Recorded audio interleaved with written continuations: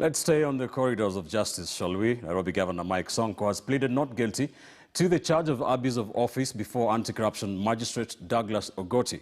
Last week, the court directed Sonko to appear to take plea afresh after the Director of Public Prosecutions amended the charge sheet to a new charge of abuse of office.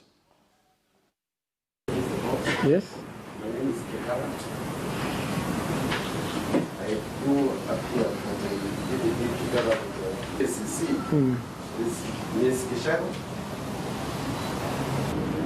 We are challenging the amended charge sheet, which came to our knowledge on the 7th in court. About the government, and we also talked about state. Now,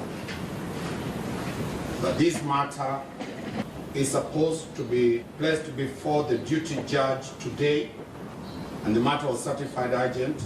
We were ordered to serve the respondents.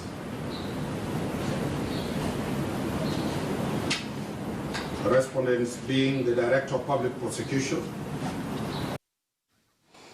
Deputy President William Ruto has rubbish talk that President Uhuru Kenyatta is not likely to retire from active politics.